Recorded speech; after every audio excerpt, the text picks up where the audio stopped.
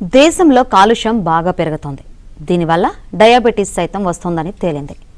కాలుష్యాన్ని తగ్గించేందుకు చర్యలు తీసుకుంటున్నామని మాటలు చెబుతున్నారు తప్ప చేతుల్లో అది ఎక్కడా కనిపించడం లేదు.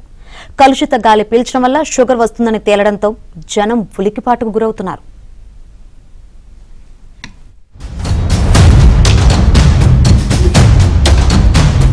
కలుషిత గాలి పీల్చడం వల్ల డయాబెటీస్ వస్తుందని, శరీరంలో షుగర్ లెవెల్స్ పెరిగిపోతాయని హెచ్చరిస్తున్నారు డాక్టర్లు. 2024 లెక్కల ప్రకారం చూస్తే మన దేశంలో 9 కోట్ల మంది భారతీయులు డయాబెటీస్తో బాధపడుతున్నారు. 2011లో ఈ సంఖ్య 6 కోట్లు మాత్రమే.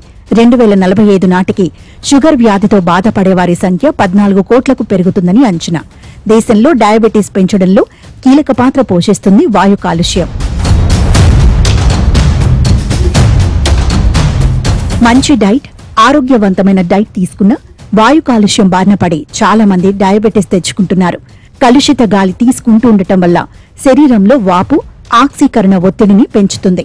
ఇది ఇన్సులిన్ నిరోధకతకు దారితీస్తుంది. ప్రత్యేకించి PM2.5 వంటి సూక్ష్మ కణాలు రక్తంలో చక్కెర స్థాయిలను పెంచుతాయని పరిశోధనలు సూచిస్తున్నాయి. ఇది టైప్ 2 మధుమేహం వచ్చే ప్రమాదాన్ని పెంచుతుంది. ఒక క్లోజ్డ్ రూమ్ లో మిమ్మల్ని పెట్టి వదిలేశారు. అఫ్ కోర్స్ ఆక్సిజన్ ఉంటుంది, మీరు ఒక్కరే ఉన్నారు, చిన్న రూము, మీరు వదిలే కార్బన్ డైఆక్సైడ్ చాలు మిమ్మల్ని చంపేయడానికి. జంతువులు, మొక్కలు ఏవైనా సరే వీటన్నిటి ఎఫెక్ట్కి ఖచ్చితంగా గురి కావాల్సిందే. సో మన లెవెల్లో మనం చేసేది ఏంటి అంటే మాస్క్స్ అండ్ పబ్లిక్లో స్మోక్ చేయొద్దు అంటాము. ఈ స్మోకింగ్ అనేది చాలా చిన్నదిలాగా అనిపించవచ్చు స్మోక్ చేసే అతనికి.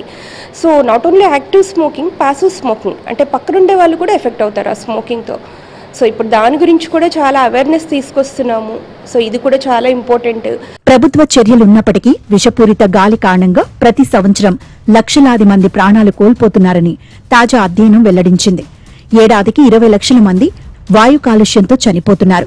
2010తో పోలిస్తే ఈ సంఖ్య 40% పెరిగింది. శిలాజ ఇంధనాలపై అధికంగా ఆధారపడటం, వాతావరణ మార్పుల నియంత్రణలో విఫలమవడం ఇందుకు ప్రధాన కారణాలు. లాన్సెట్ నివేదిక ప్రకారం 2001 నుండి 2023 వరకు భారత్లో 23.3 లక్షల హెక్టార్ల అటవీ భూమి పోయింది. 2023 సంవత్సరంలోనే 1.43 లక్షల హెక్టార్ల అడవులు కనుమరుగయ్యాయి. పట్టణ ప్రాంతాల్లో పచ్చదనం గత దశాబ్దంలో 3.6% తగ్గినట్లు నివేదిక వెల్లడించింది.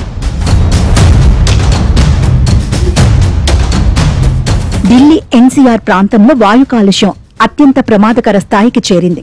శ్వాసకోశ సంబంధిత వ్యాధులతో ఆసుపత్రుల్లో రోగుల సంఖ్య 15% పెరిగిందని వైద్య నిపుణులు చెబుతున్నారు. ముఖ్యంగా చిన్నారులు, వృద్ధులు గొంతు మంట, తలనొప్పి, అలసట వంటి సమస్యలతో బాధపడుతున్నారు.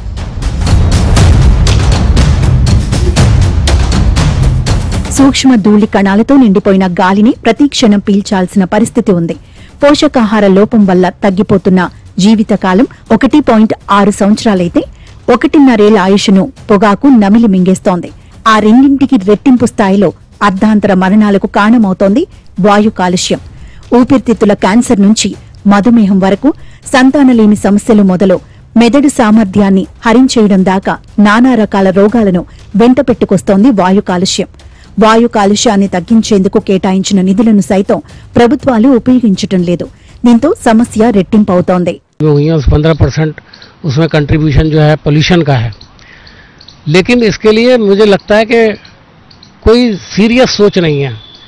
जिस तरह से बाकायदा AQI फर्जी बनाने में जो रोल अदा किया गया, जिस तरह से मशीनों को इस्तेमाल करके बताया गया कि AQI कम है, मतलब लोगों को खुलेआम धोखा दे रहे हैं आप, लोग फेस कर रहे हैं.